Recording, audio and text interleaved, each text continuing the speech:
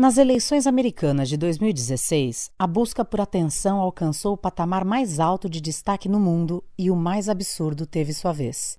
Notamos que os fatos perdiam espaço para a narrativa. A forma como se contava a história e a predisposição das pessoas para acreditarem nela pesavam mais na balança do que a veracidade do que era dito.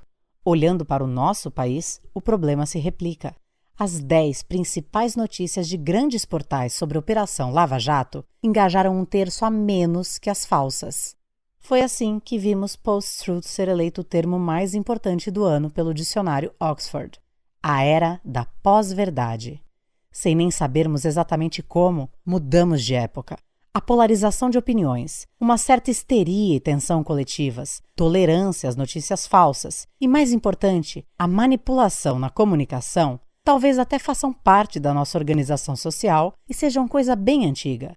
O registro da primeira notícia falsa usada para manipular uma opinião pública foi em Roma, no século XVI, quando o jornalista Pietro Aretino inventou as pasquinadas. Pequenos poemas de humor que eram colados nas costas do pasquino, uma estátua da praça. Cada poema falava mal de um cardeal diferente e, ao atrair o riso público, acabava com as suas chances de se tornar papa. A única diferença de lá para cá é que ninguém retuitou ou fez uma selfie com uma pasquinada. Hoje, compartilhar notícias se tornou um hábito. Mais de 52% de usuários das redes sociais compartilham notícias nos seus perfis todos os dias. É um fenômeno complexo e curioso. As pessoas compartilham notícias para marcar a sua identidade. E também como uma forma de lidar com algo que choca. Quando se sentem impotentes ou revoltadas diante de uma realidade, se voltam para o coletivo.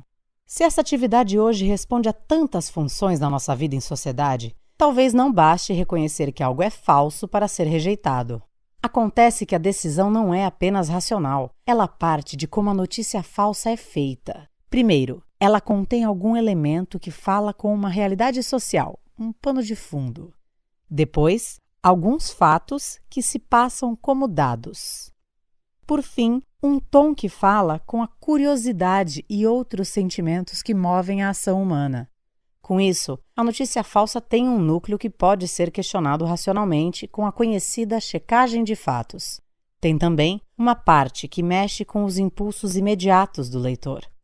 A notícia se espalha ativando medos, aversões e preocupações.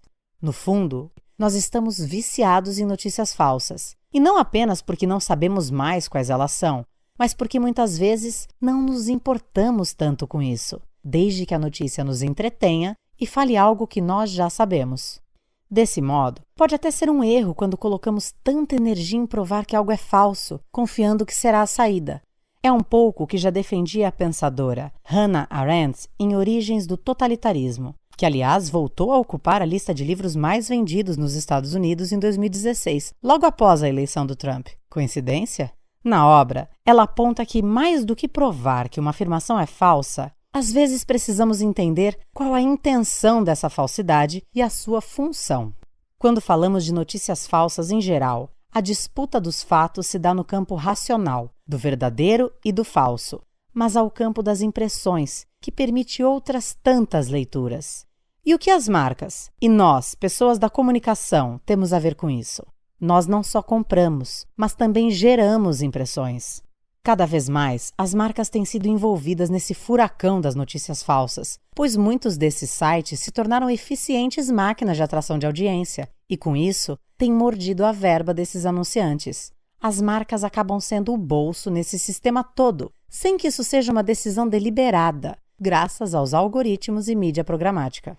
Muitas vezes, sem saber que algo assim está acontecendo, até serem avisadas por um público nada satisfeito. E para este público final, a mensagem que começa a chegar é: marcas que eu apoio e das quais eu compro estão bancando sites de propagação de notícias falsas e muitas vezes de ódio com seus anúncios. Um cenário como o de hoje, mais do que cautela, exige uma compreensão mais profunda das reais motivações do ser humano, dos sentimentos e emoções que vão compor sua opinião sobre um fato ou sobre uma marca. É isso que buscamos na Trend, entendimento que aponta caminhos e revela significados.